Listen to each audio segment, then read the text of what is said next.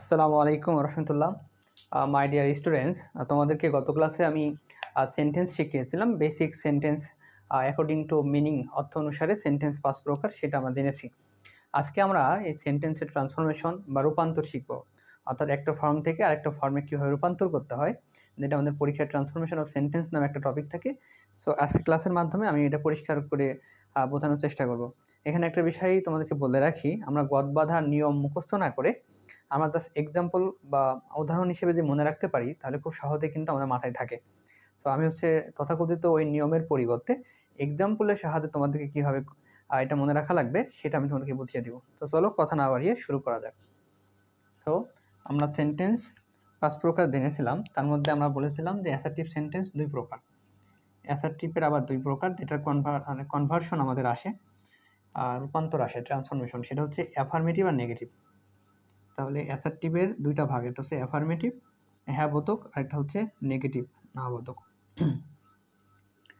তো আমাদের ট্রান্সফরমেশনের প্রথম পার্ট হচ্ছে এই অ্যাফার্মেটিভকে নেগেটিভ করা, অ্যাজ ওয়েল অ্যাজ নেগেটিভকে আমরা সেম ওয়েতে অ্যাফার্মেটিভ করতে পারবো। সো একটা যদি জানি, অন্যটা বিপরীত প্রক্রিয়ায় হয়ে যাবে। তো এখন আমরা শিখবো হচ্ছে অ্যাফার্মেটিভ থেকে negative. So affirmative two negative. So affirmative থেকে নেগেটিভ কীভাবে করা লাগবে, আমি তোমাদের তথাকথিত নিয়ম মুখস্থ করতে বলবো না, আমি একটা এক্সাম্পলকে তোমাদের আদর্শ হিসেবে নিতে বলবো এবং সেই অনুযায়ী তোমরা বুঝে করবে। সো প্রথম যেটা আসে সেটা হচ্ছে, যদি অনলি 3টা ফর্ম হতে পারে। অনলি দ্বারা কোনো ব্যক্তিকে ইন্ডিকেট করতে পারে বা সর্বশক্তিমানকে ইন্ডিকেট করে। অনলি যদি কোনো বস্তুকে ইন্ডিকেট করে। অনলি যদি ব্যক্তি, আমি এখানে সর্বশক্তিমান বলবো, আমরা আল্লাহকে দিয়ে বা সর্বশক্তিমানকে যেটা বোঝাবো। আর অনলি যদি কোনো সংখ্যা বা পরিমাণ বোঝায়, সংখ্যা বা পরিমাণ, তাহলে নেগেটিভে পরিবর্তন কিভাবে হবে? অনলি যদি ব্যক্তি ও সর্বশক্তিমান বোঝায়, তাহলে হবে নান বাট। এই নান বাট কোন পজিশনে? অনলি যেখানে আছে ঠিক তার নিচের পজিশনে, তাহলে নান বাট। আর বস্তু বোঝালে নাথিং বাট। আর সংখ্যা বা পরিমাণ বোঝালে নট মোর দ্যান। তো আশা করি এই 3টা তোমরা বুঝেছো। এখন এই 3টা যে জানলা, তোমার বেসিক ছিল কি? ব্যক্তি বা সর্বশক্তিমান বোঝালে নান বাট, বস্তু বোঝালে নাথিং বাট, আর সংখ্যা বা পরিমাণ বোঝালে নট মোর দ্যান। এবার এটাকে সেন্টেন্স আকারে যদি আমরা মনে রাখতে পারি, খুব ইজিলি মনে থাকবে, খুবই সহজ এগুলো। পরীক্ষায় কিন্তু নাম্বার কাটার কোনো সুযোগই নেই। সো 3টার জন্য আমি 3টা ডিফারেন্ট এক্সাম্পল লিখব। প্রথম হচ্ছে, আমি যদি লিখি যে only Allah can solve the problem. Only Allah can solve the problem, একমাত্র আল্লাহ সুবহানাহু ওয়া তাআলাই সমস্যার সমাধান করতে পারে।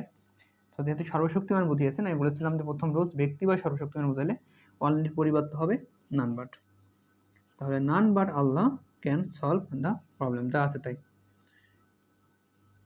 None but Allah can solve the problem. তাহলে এই লাইনের মানে কি হলো? আল্লাহ ব্যতীত আর কে আছে সমস্যা সমাধান করার? মানে আল্লাহ ব্যতীত আর কেউ সমস্যা সমাধান করতে পারে না। তার মানে only Allah can solve the problem, শুধুমাত্র আল্লাহই পারেন। তো বুঝতে পারছো আশা করি। এখন আমরা অ্যানাদার এক্সাম্পলে যাই। আমি যদি বলি life is only a race. Life is only a race, জীবন শুধুমাত্র একটা প্রতিযোগিতা। হ্যাঁ, আমরা প্রতিনিয়ত প্রতিযোগিতা করছি, তাই না? জীবনের সাথে আমরা কিন্তু ছুটেই চলেছি। আমাদের কোথায় গন্তব্য আসলে আনডিফাইন্ড আমাদের কাছে মনে হয়, কিন্তু আসলে এটা মৃত্যুই আমাদের ডিফাইন্ড, তাই না? তো যাই হোক, ওই প্রসঙ্গে যাবো না। আমরা ছুটে চলেছি অনিশ্চিত ভবিষ্যতের দিকে, যেখানে আমাদের নিশ্চিত ভবিষ্যৎ মৃত্যু। সো এটা আমাদের মনে রাখা লাগবে। লাইফ হচ্ছে শুধুমাত্র একটা প্রতিযোগিতা। তাহলে এই প্রতিযোগিতা কি? Only a race. অনলি কার আগে বসেছে? বস্তুর আগে। প্রতিযোগিতা একটা বস্তু, তাহলে আমরা এটা বলবো life is nothing but a race. জীবন একটা প্রতিযোগিতা ছাড়া কিছুই না, বাট এ রেস। তাহলে বুঝেছো যে বস্তুর আগে যেহেতু অনলি বসেছে, তা বস্তুর পরিবর্তে আমি বলেছিলাম যে অনলি যেখানে থাকবে ঠিক তার পজিশনে আমাদের বস্তু বোঝালে নাথিং বার বসাবো। আর যদি সংখ্যা বোঝাই, তাহলে সেটা কেমন হতে পারে? আমি বলতে পারি, ধরো Shefali is only 10 years old. শেফালির বয়স মাত্র 10 বছর। তাহলে এই যে অনলি কার আগে বসেছে? সংখ্যার আগে, 10 ইয়ার্স নাম্বারের আগে বসেছে। তাহলে আমি বলছিলাম যে নাম্বার বোঝালে নট মোর দ্যান। তাহলে Shefali is not more than 10 years old. শেফালির বয়স 10 বছরের বেশি নয়। তাহলে আশা করি এই অনলি যে 3টা ব্যবহার তোমরা ইজিলি বুঝেছো। এবার সেকেন্ড হচ্ছে যে সেন্টেন্সে অ্যাফার্মেটিভ সেন্টেন্সে যদি মাস্ট থাকে, মাস্ট MUST মাস্ট যদি থাকে, তাহলে আমরা নেগেটিভ করার সময় ক্যান নট বাট, এর সাথে ক্যান নট বাট লিখলে তোমার V1 দিতে হবে, ভার্বের বেস ফর্ম। আরেকটা নিয়ম আছে, ক্যান নট হেল্প। তুমি যদি ক্যান নট হেল্প লিখো, তোমাকে অবশ্যই ভার্বের সাথে, ভার্বের বেস ফর্মের সাথে আইএনজি করতে হবে।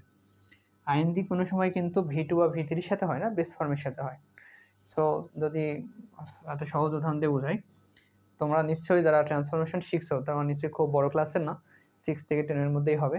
তো তোমাদের মতো করে শেখানোর চেষ্টা করছি। নিয়ম মনে না রেখে আমি যেভাবে শেখাচ্ছি, শর্টকাটে একটা জিনিস মনে রেখে ওটাকে এক্সাম্পল আকারে যদি মনে রাখতে পারো, খুব ইজিলি তুমি মনে রাখতে পারো, পরীক্ষায় বলার সুযোগ নেই। তাহলে আমি লিখতে পারি ইউ মাস্ট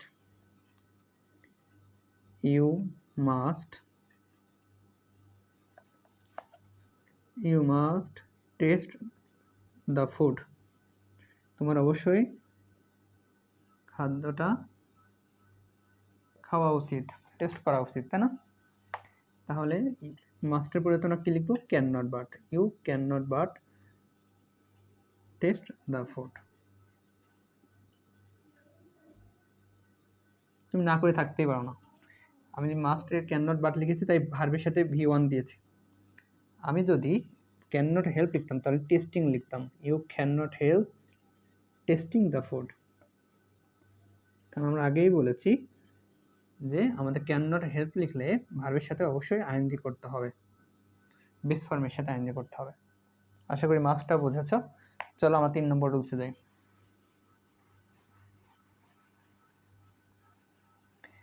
3 নম্বর আমাদের এভরি দিয়ে হয়। ধরো এভরির পরে যদি একটা নাউন তো অবশ্যই থাকবে, যদি অ্যাফার্মেটিভ এরকম থাকে তাহলে আমরা অবশ্যই লিখবো দেয়ার ইজ নো। এটা অনেকভাবে করা যেতে পারে, দেয়ার ইজ নো, তারপরে সেই নাউনটা, তারপরে একটা বাট লিখতে হয়, পরে ভার্ব এবং যা আছে তাই। তাহলে আমি উদাহরণ দিলে, উদাহরণটা মনে রাখলে তোমাদের কিন্তু নিয়ম মনে রাখার দরকার নেই। আমি যদি বলি এভরি, খুব কমন যেটা সেটা লিখি, every mother loves her child, অথবা everyone like flowers, everyone likes flowers. তাহলে every mother loves her child, প্রত্যেক মা তার সন্তানকে ভালোবাসে। এভরি সিঙ্গুলারতে লাভস হয়েছে, তাহলে এভরি পরে আমরা লিখতে বলছিলাম there is no. There is no, তারপর যে নাউনটা থাকবে সেটা লিখবো, দেয়ার ইজ নো মাদার লাভসের আগে আমরা অবশ্যই একটা বাট দিব, there is no mother but loves her child. আশা করি বুঝেছ। শুধুমাত্র এভরি থাকলে কি এরকম হবে না, এভরি পরিবর্তে আরও অনেক কিছু থাকতে পারে, যেমন এভরি বা এ আর্টিকেল হিসেবে, অথবা অল। তাহলে সেগুলো কিন্তু আমরা আরেকটা নিয়মে করতে পারি। তো সেটা কি নিয়মে করতে পারি? ধরো আমি এভরি না থেকে যদি এমন দেয়, তো এ প্যাট্রিয়ট, একজন দেশপ্রেমিক, লাভস হিজ কান্ট্রি, একজন দেশপ্রেমিক তার দেশকে ভালোবাসে। তাহলে একজন দেশপ্রেমিক লাভস হিজ কান্ট্রি, একজন দেশপ্রেমিক তার দেশকে ভালোবাসে। তাহলে আমরা এটা কীভাবে লিখতে পারি? আমরা এভাবে লিখতে পারি, there is no patriot, but না লিখে আমরা হু ডাজ নট লিখতে পারি, who does not love his country. আমরা ডাজ দিলে এখানে নট দিয়েছি, এখানে কিন্তু আর এস হবে না, হু ডাজ নট, অর্থাৎ ডু ডাজ সামনে আনলে, মানে ডাজ সামনে আনলে ভার্বের সাথে এস বা এস হয় না, আমরা এটা জানি। তাই there is no patriot who does not love his country, এমন কোনো দেশপ্রেমিক নাই যে তার দেশকে ভালোবাসে না। আমরা বাট না দিয়ে হু ডাজ নট দিয়েও এটা কিন্তু করতে পারি। আশা করি এভরিটাও বুঝেছ। আসলে এবার আমরা 4 নম্বর শিখি।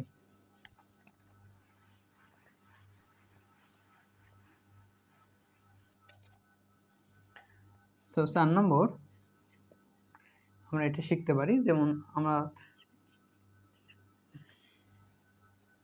আমার মার্কার চেঞ্জ করতে হবে। সো আমরা যদি বলি যে as soon as থাকলে নেগেটিভে কি হয় চিন্তা করো। এই ফরম্যাটটা কেমন হয়? as soon as এর পরে কিছু থাকে, সাবজেক্ট থাকে,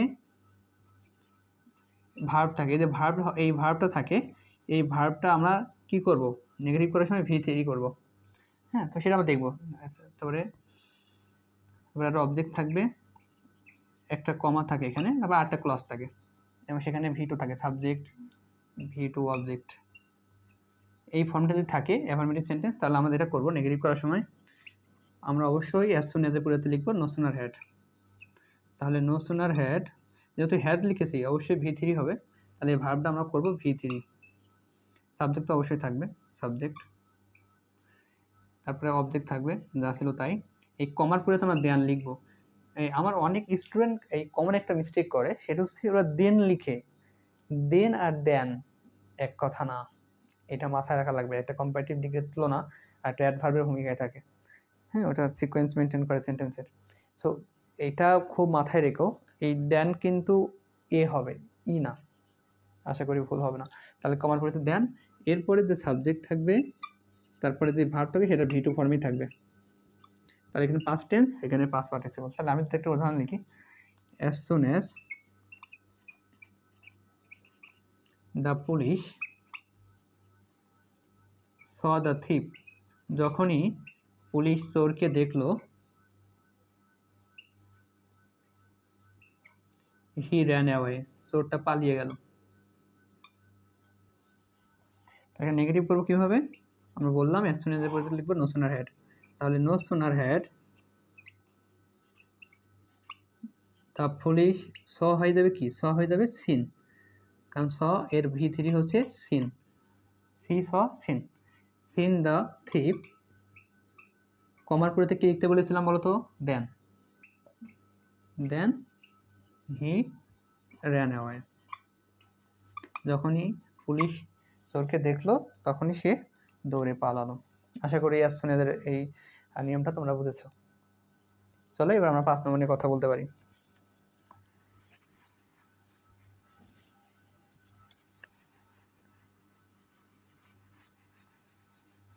5 নম্বর হচ্ছে,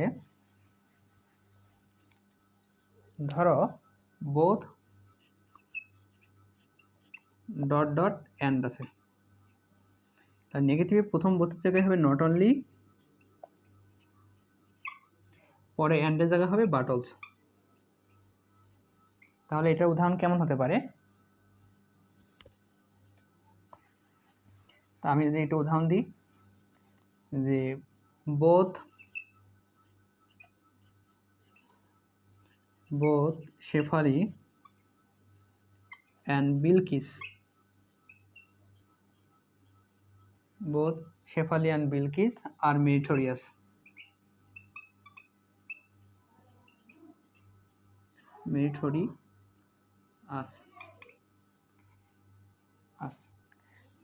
শেফালি এবং বিলকিস উভয়ই হচ্ছে মেধাবী। তাহলে এখানে এই শেফালি আর বিলকিস লিখছি, এটা কিন্তু র্যান্ডম মাথায় আসছে, তাই এটা অনেকের আত্মীয় স্বজন বা নিজেদের নামের সাথে মিল থাকতে পারে। হ্যাঁ, এটা পড়ে কাকতালীয়। সো প্রথম বোথের জায়গায় হবে নট অনলি, আগেই বলেছিলাম নট অনলি, পরে যা আছে তাই, নট অনলি শেফালি, পরে অ্যান্ডের জায়গায় হবে বাট অলসো বিলকিস, পরে যা আছে তাই, আর মেটেরিয়াস। শেফালি, শুধুমাত্র শেফালি না, বিলকিসও মেধাবী, তার মানে তারা বোথ মেধাবী। আশা করি বোথের এটা বুঝেছি। আমাদের 5 নম্বর যদি আমি করি, সেটা কি হবে? 5 নম্বর হবে, সরি আমার মানে সিকোয়েন্স বলে গেছে, এটা 6 নম্বর হবে।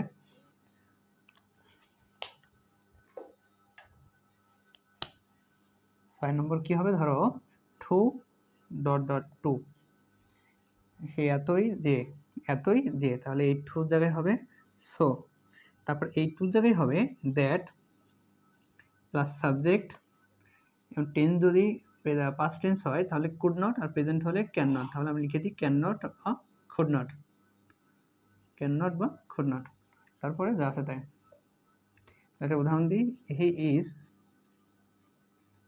Two short to touch the roof.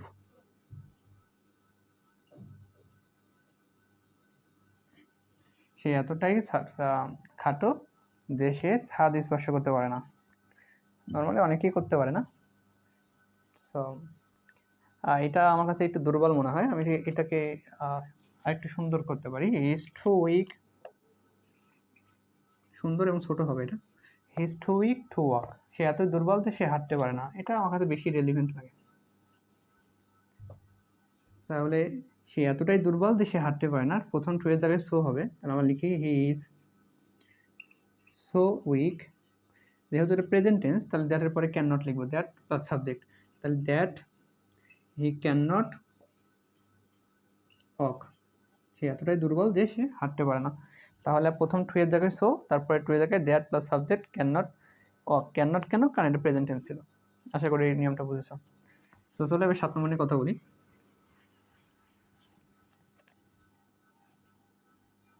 ঘেমে যাচ্ছে গরমে, বুঝতে পারছো? সো 7 নম্বর হবে S dot dot S. So প্রথম এদের জায়গায় হবে নট লেস, নট লেস, পরে এদের জায়গায় হবে দেন। ঠিক আছে, তাহলে এটা কি হতে পারে? He is as fool as Mofiz, সে মফিজের মতোই বোকা। মফিজ নামের কেউ যদি ভিডিও দেখেন, আপনাদের কথা বলছে না, র্যান্ডম বলছি আর কি, মাথায় আছে তাই। সো এটা কোনো পার্সোনালি নেবেন না দয়া করে। তাহলে প্রথম এদের জায়গায় হবে নট লেস, তাহলে হি ইজ নট লেস ফুল, এই এদের জায়গায় কি লিখতে বলছিলাম? দেন, দেন মফিজ। তার মানে সে মফিজের থেকে কম বোকা নয়, তার মানে কি সে মফিজের মতোই বোকা।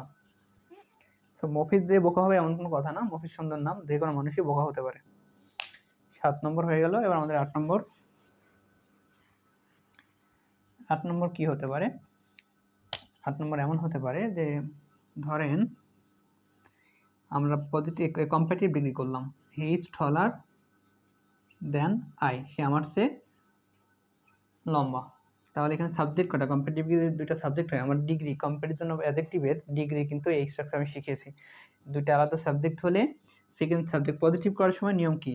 সেকেন্ড সাবজেক্ট আগে আনতে হয়, তারপর বি ভার্বের পরে not day as adjective as প্রথম সাবজেক্ট, এবং আমাদের কম্পারেটিভকে পজিটিভ করলেই নেগেটিভ হয়ে যাবে। তাহলে এটা কি হবে এই ক্ষেত্রে? He is taller then I, সে আমার চেয়ে লম্বা, মানে আই অ্যাম সেকেন্ড সাবজেক্ট আগে আসবে। আই, এর পরে অ্যাম হবে। আই অ্যাম নট অ্যাজ অ্যাডজেক্টিভের পজিটিভ ফর্ম, টলার হয়ে যাবে tall. I am not as tall as he, আমি তার মতো লম্বা নই, তার মানে সে আমার থেকে লম্বা।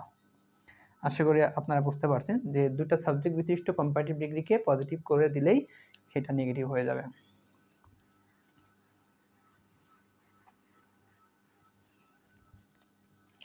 এবার আমরা 9 নম্বর শিখবো। 9 নম্বর হচ্ছে যদি অ্যাডজেক্টিভ যুক্ত থাকে, মানে নর্মাল কোনো নিয়মের ভিতরে যেগুলো দিচ্ছি আগে, এরকম কোনো কিছুর মধ্যে পড়ে নাই, নর্মাল অ্যাডজেক্টিভ বিশিষ্ট যে কোনো সেন্টেন্স হয়, যেমন আমি বলতে পারি he is my friend, he is my friend, সে আমার বন্ধু, এটাকে নেগেটিভ করতে হবে। তাহলে এটা যেটা করতে হয়, এটা বি ভার্বের পর নট দিতে হয় এবং যে ওয়ার্ডটা থাকে তার বিপরীত শব্দ করতে হয়। তাহলে আমি লিখতে পারি হি ইজ নট মাই ফো, সে আমার বন্ধু, তার মানে সে আমার শত্রু নয়, সে আমার শত্রু নয়। তাহলে হি ইজ নট মাই ফো, তার মানে হি ইজ মাই ফ্রেন্ড। সো আরেকটা উদাহরণ দিলে ভালো হবে।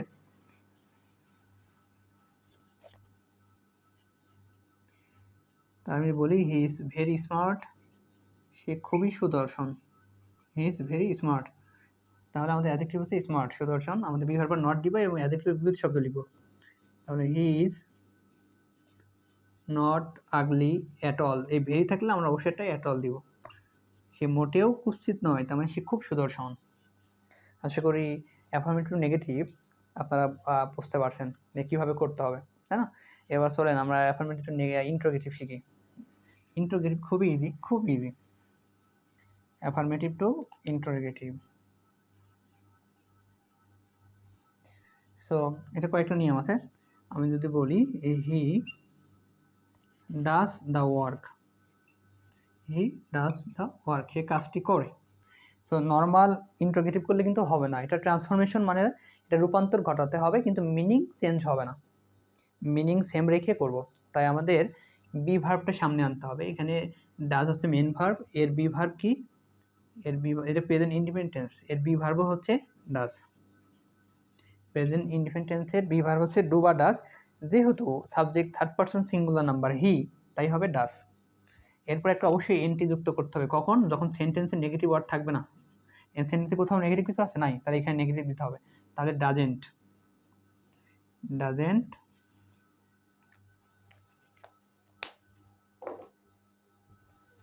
ডাজেন্ট হি, এরপরে আমাদের মেন ভার্ব দিতে হবে ডু, ডাজ এর মেন ভার্ব হচ্ছে ডু, তাই doesn't he do the work, সে কি কাজটা করে না, তার মানে সে কাজটি করে, সে কি কাজটি করে না, তার মানে সে কাজটি করে। সো আশা করি এটা বুঝেছেন। এইভাবে আমরা কোনো সেন্টেন্সের ভিতরে যদি নেগেটিভ থাকতো, এখানে যদি বলতাম হি ইজ নট পাংচুয়াল, সে সময়ানুবর্তী নয়, পাংচুয়াল,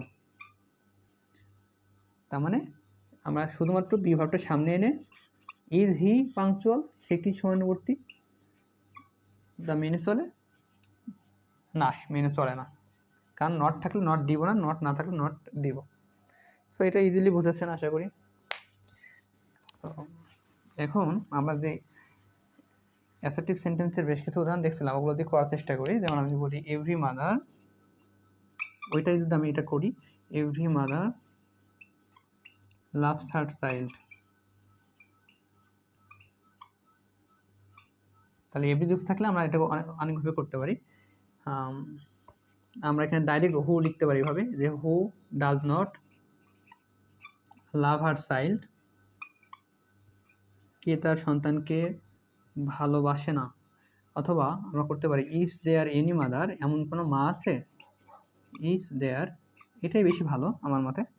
দেয়ার ইজ নো ছিল, তাই আমরা লিখবো is there any mother who does not love her child, এমন কোনো মা আছে যে তার সন্তানকে ভালোবাসে না, তার মানে প্রত্যেক মা তার সন্তানকে ভালোবাসে। আমি বলবো আপনারা এটা লিখবেন, এটা এটা বেশি স্ট্যান্ডার্ড আমার মতে। আমার মার্কারে আজকে একটু প্রবলেম হচ্ছে, আশা করি এই ব্যাপারটা আপনারা সুন্দরভাবে দেখবেন, খুব সুন্দর দৃষ্টিতে দেখবেন। আমি নেক্সট দিন থেকে এটা মার্কার ভালো রাখার চেষ্টা করবো ইনশাল্লাহ। তাহলে এটা বুঝতে পারছেন। এখন যদি নো দিয়ে কিছু থাকে তাহলে সেক্ষেত্রে কি হবে, যেমন নোবডি লাইকস এ লায়ার,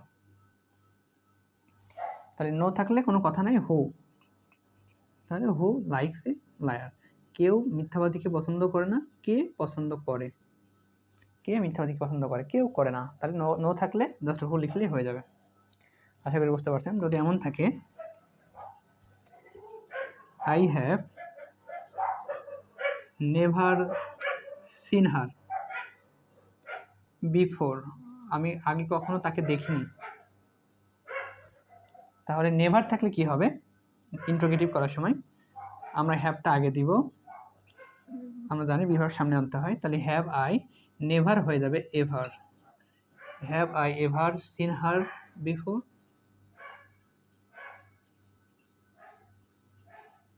তাহলে নেভার থাকলে আমরা এভার করে দিব, বিভারটা সামনে আনবো। আশা করি বুঝতে পারছেন। এখানে নট দিবেন না, কারণ নেভার নেগেটিভ শব্দ, ওটাকে পজিটিভ করে দিলেই হয়ে যাবে। এরপরে একটা সুন্দর সেন্টেন্স লিখলাম যে লাইফ ইজ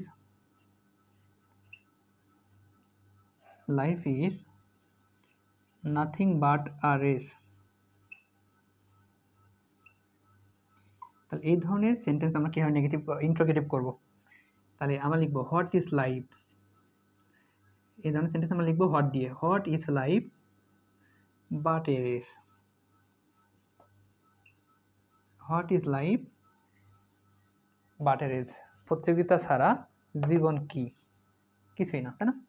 তাহলে আমরা আবার এরকম যদি থাকে যে ধরেন দেয়ার ইজ নো কিছু আছে, there is no use of it, এটার কোনো ব্যবহার নেই। ধরেন এটার একটা সেন্টেন্স আছে যে দেয়ার ইজ নো দিয়ে, তো দেয়ার ইজ নো থাকলে আপনার বলবেন hot, what is the use of ইট। তাহলে এটার ব্যবহার কি? এটার ব্যবহার কি? তার মানে এটা কোনো ব্যবহার নেই। বাসায় ধরেন যে অব্যবহৃত কোনটা জিনিস রয়ে গেছে, আপনি বললেন যে মাকে যে আম্মা এটার কোনো ব্যবহার নেই, মানে এটার ব্যবহার কি? তার মানে কি এটা কোনো ব্যবহার নাই, আপনি এটাকে ফেলাই দেন অথবা কোথাও রাখেন, যেটা চোখের সামনে বারবার পড়ছে, ডিস্টার্ব হচ্ছে, তাই না? আমরা বলি এটা কোনো ব্যবহার নাই, তাহলে চোখের সামনে কেন সরাও। দিন শেষে ব্যবহার হয়ে গেলে সবাই এভাবে ওই সাথে মিলাবেন না। তো আশা করি এটা বুঝতে পারছেন। আমরা অ্যাফার্মেটিভ টু ইন্টারোগেটিভ ইজিলি বুঝে গেছি। এবার আমরা শিখব হচ্ছে কীভাবে এক্সক্লেমেটরি করতে পারি, কীভাবে আমরা অ্যাফার্মেটিভ টু এক্সক্লেমেটরি। আপনারা একটা শিখলে আপনারা কিন্তু রিভার্স ওয়েতে অন্যরা পারা কথা।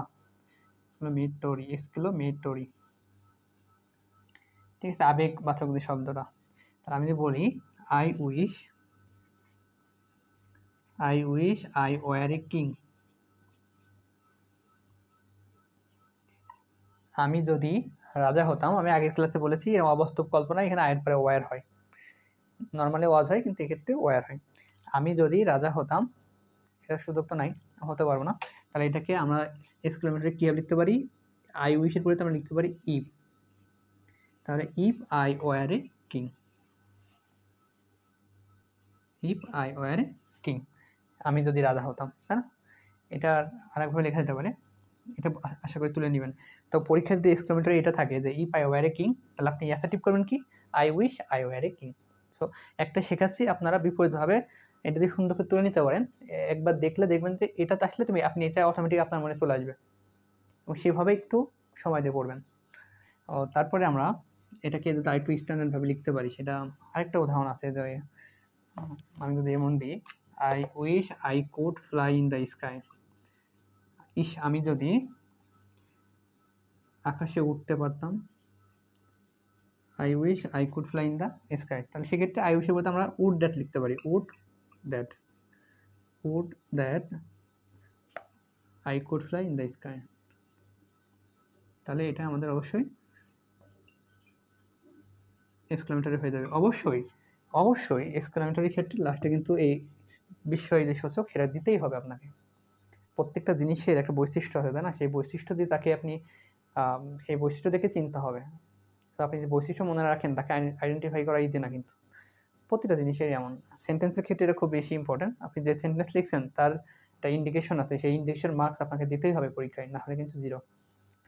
তো এটা বুঝতে পারছেন আশা করি। তারপরে আমাদের যদি আর্টিকেল থাকে, সো ধরেন সাবজেক্ট প্লাস বি ভার্ব, তারপরে আমাদের এ আর্টিকেল, তারপরে ভেরি, তারপরে একটা অ্যাডজেক্টিভ, তারপর নাউন, যদি এই ফর্মে কোনো কিছু আমাদের থাকে, তাহলে আমাদের এদের এক্সক্লেমেটরি করব কিভাবে? প্রথমে হট লিখব, তারপর অবশ্যই আর্টিকেলটা থাকবে, তারপরে অ্যাডজেক্টিভ, ভেরি উঠে যাবে, হ্যাঁ, তারপরে অ্যাডজেক্টিভ হবে, তারপরে নাউন, তারপর বিপরীতভাবে সাবজেক্টটা হবে, তারপরে বি ভার্ব হবে, তারপর লাস্টে এই চিহ্ন দিতে হবে। একটা উদাহরণ দিই, বলতে পারি it is a very beautiful garden, it is a very beautiful garden, এটা খুব সুন্দর বাগান। তাহলে আমাদের দেখেন সাবজেক্ট আছে, বি ভার্ব আছে, আর্টিকেল আছে, ভেরি আছে, অ্যাডজেক্টিভ আছে, নাউন আছে। তো আমাদের নিয়ম কি ছিল? প্রথমে হট লিখব, হোয়াট আ আর্টিকেল, আমাদের ভেরি উঠে যাবে, beautiful adjective, what a beautiful, তারপরে নাউন গার্ডেন, তারপরে সাবজেক্ট, তারপরে বি ভার্ব ইট ইজ। আশা করি বুঝতে পারছেন যে আর্টিকেল থাকলে হট হয়, আর্টিকেল লিখতে হয়, তারপরে অ্যাডজেক্টিভ, আমাদের অ্যাডভার্বটা উঠে যাবে, নাউন, সাবজেক্ট, বি ভার্ব, অবশ্যই এক্সক্লেমেশন মার্কস। এটা আরেকটা ফর্ম আছে, যদি আর্টিকেল না থাকে, যদি আর্টিকেল না থাকে তাহলে আমাদের কি হবে, অ্যাডজেক্টিভ আছে, ধরেন এখানে আমাদের নাউন নাই, থাকতে পারে না পারে, তাহলে আর্টিকেল এখানে হবে হট, না এখানে হবে হাউ, হাউ। তারপরে অ্যাডজেক্টিভ, তারপরে noun, adjective plus noun. Sorry, আজকে আমার মার্কার অনেক বেশি সমস্যা করতেছে, আপনারা ক্ষমা সুন্দর দৃষ্টিতে দেখবেন। তার মানে অ্যাডজেক্টিভ প্লাস নাউন, এখানে দেখেন আর্টিকেল কিন্তু নাই, আর্টিকেল উঠাই দিয়েছি, হ্যাঁ, তাহলে আর্টিকেল না থাকলে আমাদের হবে হাউ, তারপরে অ্যাডজেক্টিভ, তারপরে নাউন, তারপর সাবজেক্ট, তারপর বিভার্ব। আমি ওইটাইকে যে লিখি যে দিস ইজ ভেরি বিউটিফুল,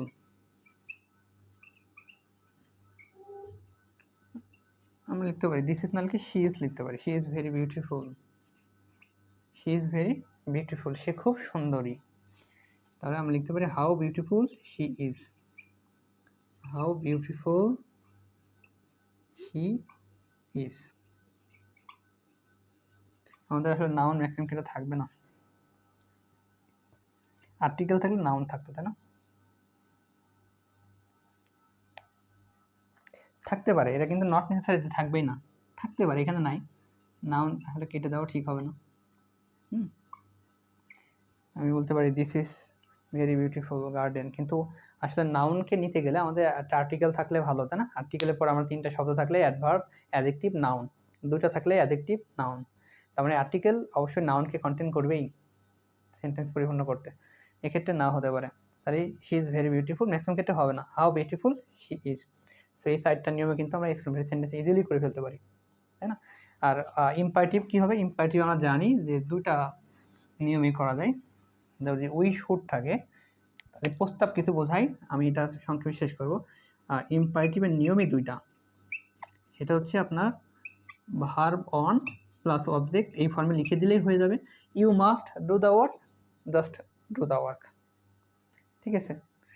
তারপরে we should go out for a walk, let's go out for a walk, হ্যাঁ। We should enjoy the party, let's enjoy the party. তার মানে আপনার যদি প্রস্তাব বোঝাই let's, otherwise V1 plus object. তারটা হচ্ছে লেট, এরপরে অ্যাপোস্ট্রফি এস কখন হবে? যখন আমাদের অ্যাফার্মেটিভে উই শুড থাকবে, তখন আমাদের ইম্পারেটিভে করতে হবে লেটস V1 অবজেক্ট, লেটস